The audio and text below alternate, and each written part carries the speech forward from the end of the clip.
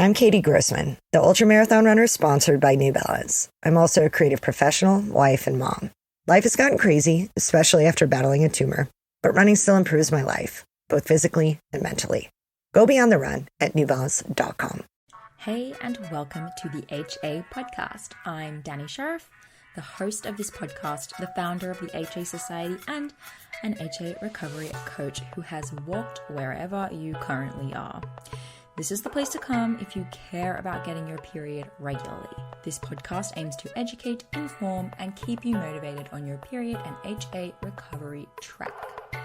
I would love it if you could rate and review this podcast, 5 stars only, to help make this podcast easier for other women with HA to find it.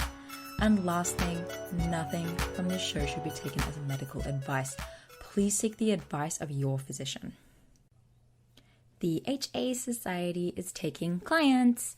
Coach Ashley and I work one-on-one with HAers, as we call you, to help you figure out a plan and, of course, implement it and stay accountable.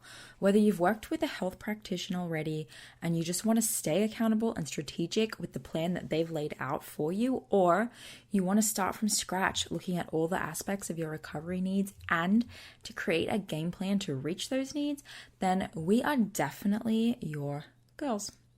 When you sign up to work one-on-one with one of us, we're going to go over your history, your biggest obstacles, ensure that we're taking into account your specific goals, and start making a plan to reach them. So those goals could be getting your period back, could be getting pregnant, could be getting back to exercise or sport, or simply working on your mindset around your body image and long-term recovery.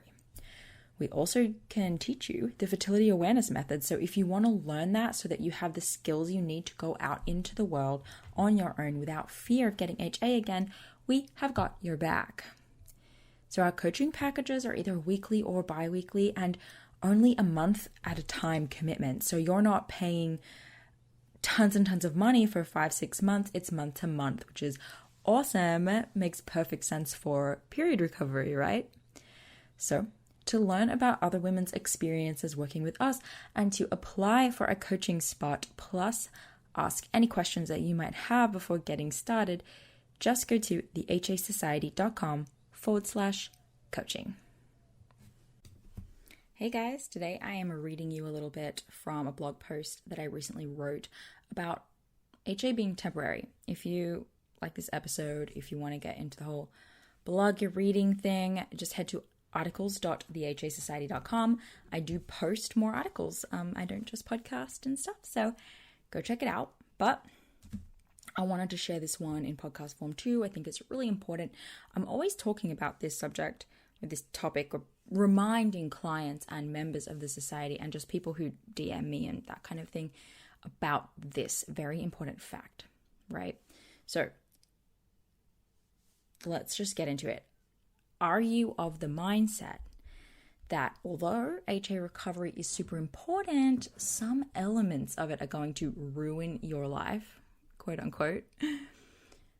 You're never, you're telling yourself, right, you're never going to be able to lose weight again if you want a healthy period, or you're never going to be able to push your body in exercise or sports again if you want to cycle regularly. Well, that's why I wanted to write this, or read this to you guys, right? I'm here to provide some words of encouragement today that all elements of HA recovery get to be temporary if you want them to be. But let me break that down a little bit, because I know it's a little bit like, thought we're trying to break down the mold of diet culture and all that kind of thing, and we are. But I mean, technically, all of these things are temporary, and this is going to help you. So let me explain. Okay. Hypothetical question, I get this a lot. Will you be able to work on your body composition again? Okay, so I consider working on your body composition as using diet and or exercise to change your body's muscle mass, build muscle mass, lose body fat or shape and sculpt your body, whatever you want to call it. Making changes to your body is one thing. Body composition it's more complex than just weight loss. It's taking actions that change the physical composition of your body. If that makes sense. I know using the word in the definition's not that helpful, but it's more than just losing excessive body fat, right? It's typically the process of some fat loss, some muscle mass building in different ways in a specific program with a specific goal. There is this fear that with intentional weight gain for period recovery comes inconceivable weight gain, loss of muscle definition, and life-altering body composition changes that can never be undone, that you feel negative about. And, if you specifically, they can never be undone because you want to remain healthy. You want to keep cycling. You want great hormone health. You don't want to spiral back into the habits and behaviors that being hyper-focused on changing your body created. Okay.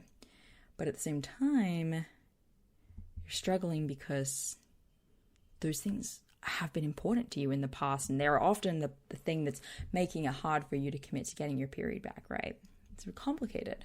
But remember that when you lost your period, it was because you pushed your body past the point that it could handle, not because you're not allowed to pursue diet and exercise or any of those things.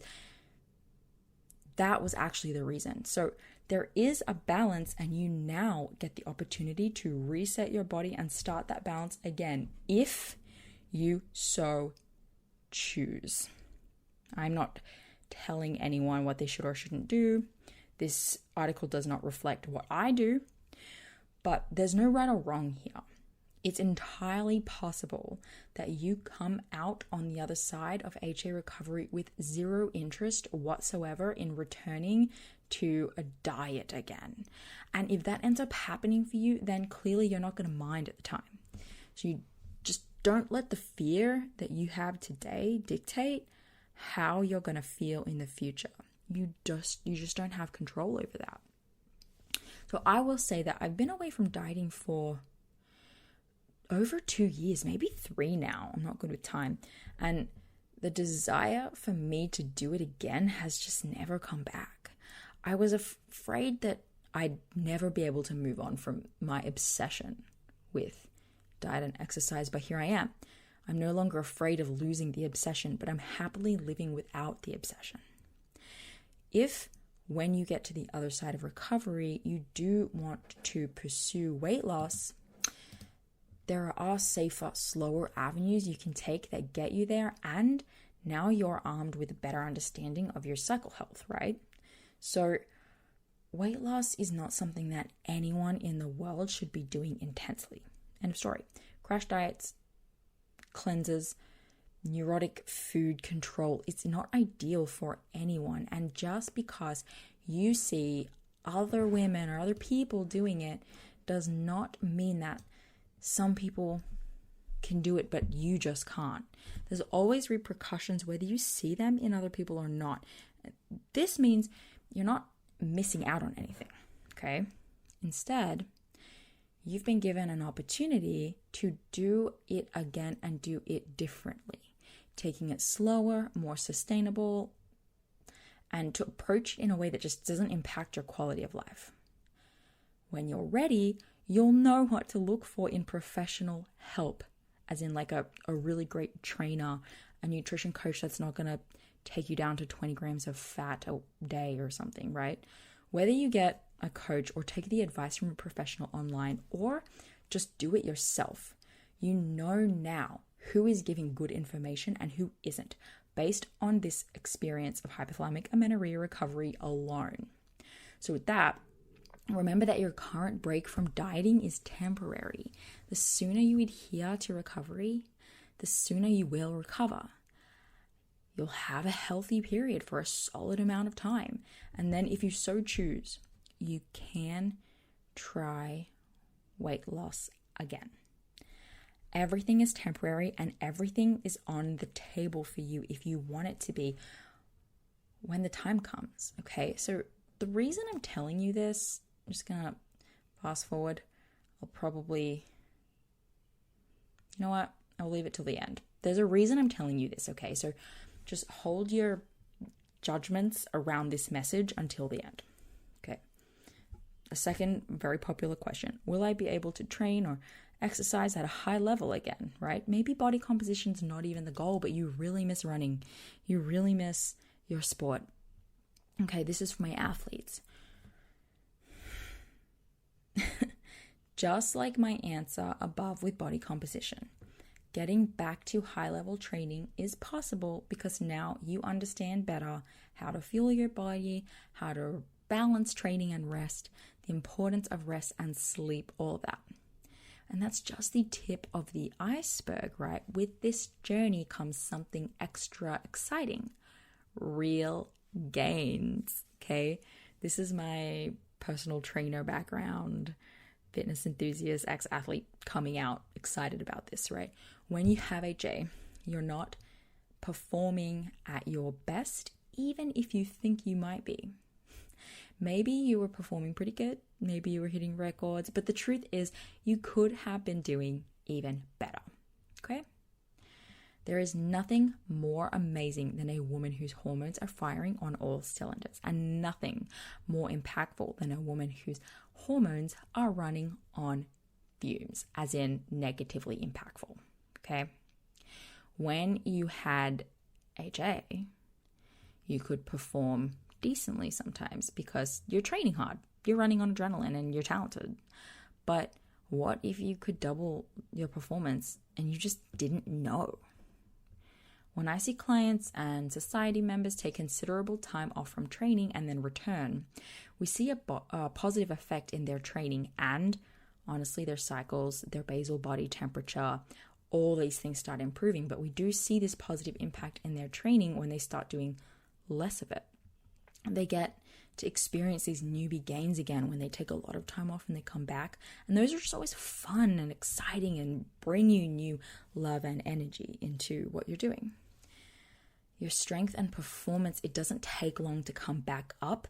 Even if you had years off, you'll feel amazing making so many personal bests and records and stuff like that really soon. You also get to approach training with a new mindset, training smarter, not harder. Many of us get in this HA situation because we have been led to believe that more is better. Not improving your time or your numbers? Train more frequently and intensely is the answer, right? Not losing any weight? Train more frequently and intensely. Not happy with yesterday's performance? Head to the gym, try again, train more frequently and more intensely. And are you not gaining the muscle that you were hoping to gain? You bet. Train more frequently and intensely. It's the same freaking answer for everything. And the truth is that the more strategy, it stops working pretty shortly after puberty. In my experience in weightlifting, the young ones are the only ones doing the double sessions over the summer break to the extent, like to the high intensity extent. And it's just for the summer. I've definitely seen and been through double sessions later in my career, but it was like taking one training session and breaking it into two versus 2 intense training sessions a day. While you're going through puberty and your growth rates and hormones are through the roof, your athletic adaptation is completely different to what it is when you're in your 20s. As you become a grown-ass woman, your body's going to respond better to more efficient training modalities and regimes. It's just the way it is. It's proven. And this is especially true as you continue to age. Less is more, and training less frequently, putting in strong, solid efforts on a well-fed, well-rested body is going to yield you better results. The best part is that you get to spend less time in the gym and see more results. It's amazing, right? Honestly, this advice, it goes for the body composition people too that I spoke about earlier. It's really all the same, and I would approach reintroducing any kind of exercise and diet in the same way, just with a more narrowed focus. I know a question on your mind is, how long will recovery take me? And I know that because I get that question a lot. And it's tough because the timeline can be really unknown.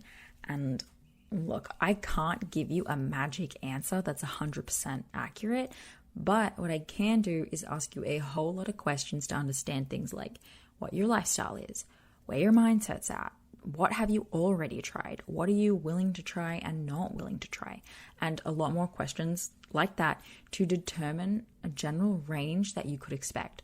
So I created a quiz to help get that answer to you because I was asking these types of questions to girls all the time.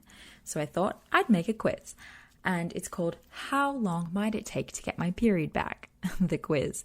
So once you go through it and you answer the questions, it will give you not just a time range, but a quick description of how you might be feeling to help you connect with that answer and see it, make sure, yes, like this fits, this feels good for me.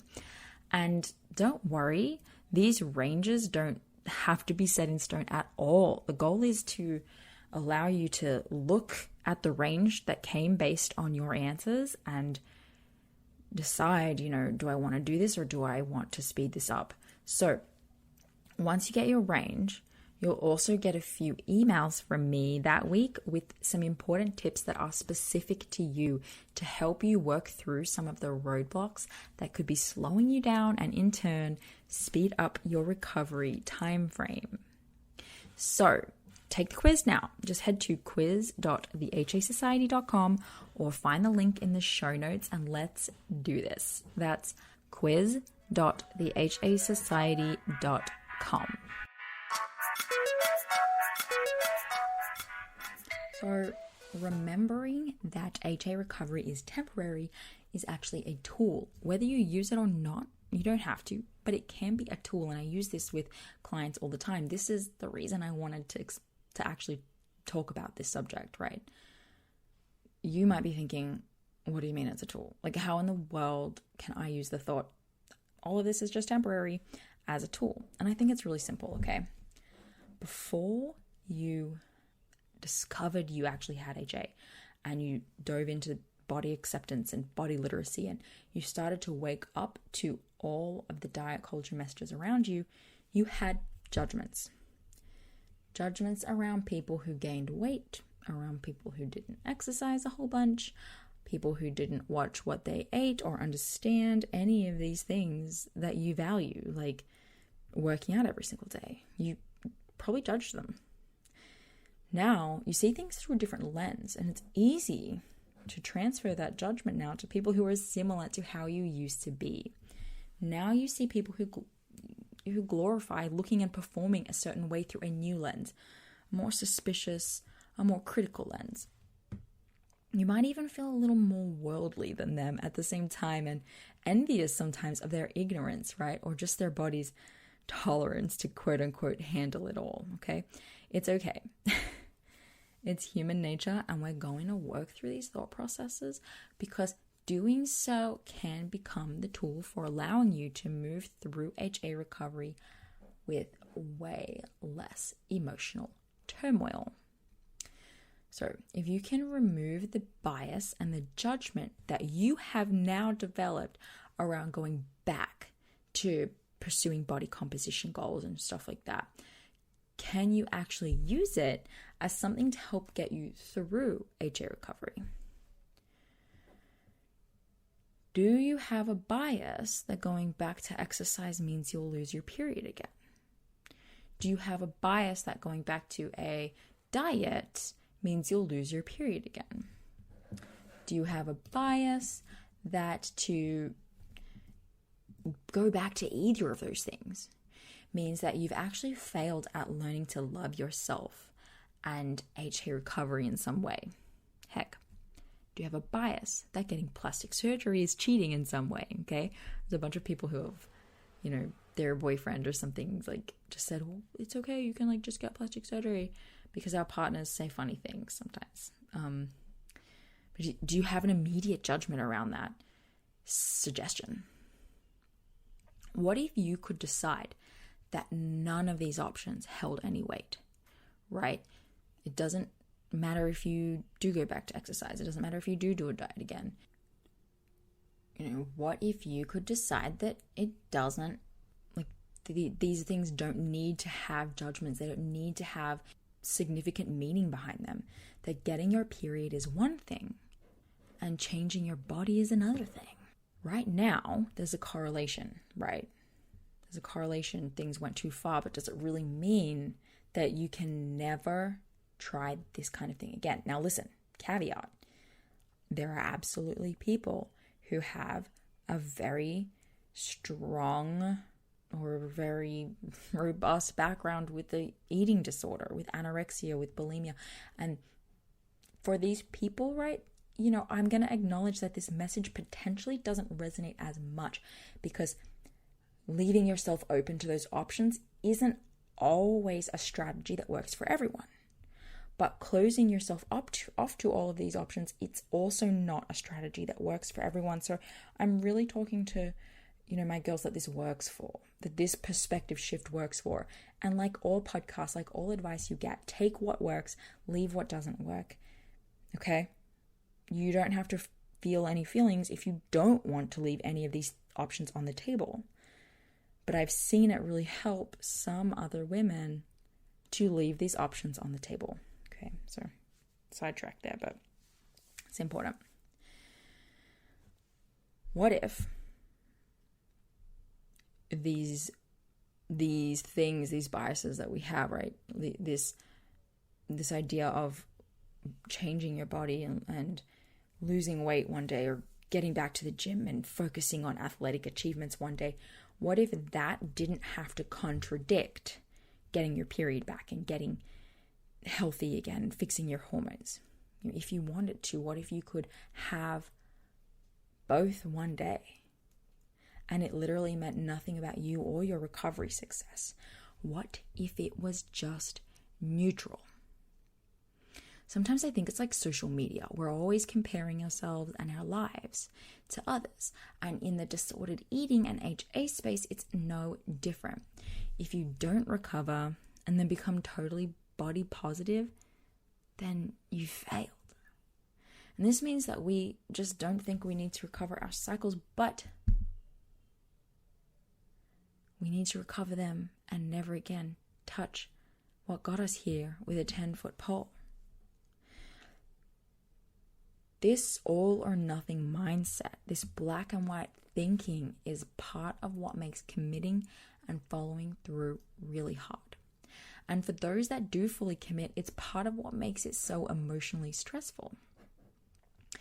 What if you were just committed to recovery now and put everything on the table to return to it one day in the future, but allow that to be this comfortable thought that gets you through?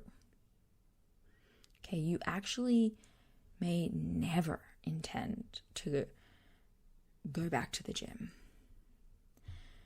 But if the thought of never going back to the gym is so stressful that it's actually stopping you from taking action at all towards your period, because, what if you never go back to the gym? Just remove that judgment and say, I can go back to the gym if I really want to. And that is allowing me to stop right now and eat the food I need to eat and recover my period and my hormones and do what I got to do. You might find that it helps you with relapses in recovery because you're not being restricted from it forever. You're looking at it with a more, this is temporary, not right now mindset. You don't have to mourn it. You just have to say, see you later. Then you might find that once you're on the other side, feeling better, less anxious and less out of control, you don't want those old goals in the same way as you did when you first went into all of this. And like I said earlier, you cannot unlearn what you've learned from this journey. You're so much more likely to approach it differently, see any signs of period problems and resolve them along the way before they become something more again, right? You've now evolved through this process. So that's why I say HA is temporary. You call the shots. You can't let what some girls in a Facebook group say, or what authors in a book write, or what people on a podcast say be the thing that makes you decide what you can and can't have back in your life after all of this. Every option is on the table for you, so just focus on getting your period back right now and stop being hyper-focused on what it could mean for the future or could not mean for the future. I have honestly no idea if any of this made sense, but I just wanted to give you permission to not be so all or nothing with your recovery. So like, this is successful and this means I'm not successful, and this is failure and this is winning. If it's not helping you to recover, remove the rules and expectations on yourself for what your recovery looks like. I guess that's the message I'm trying to get across here. And please let me know if this resonated, and please let me know if you were like, this didn't help. This made me more confused. I'm always down to have a conversation about it with you guys, and I just am looking for new ways to help certain people with a mindset shift, because like I said before, it's not the same for everyone. Hard and fast rules can be stressful for some, and the ability to be more flexible, to let go of like what this means for my future can be really helpful. And it honestly helped me a lot, and it helps me even today.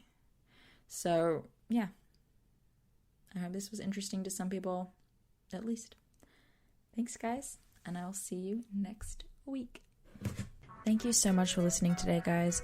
Please subscribe to the podcast, and if you could head to iTunes specifically and leave a rating or review, that would help so much, because it makes it easier for other people with HA who are Googling around to find the podcast really easily. So if you do that, you're doing a service to all of the women.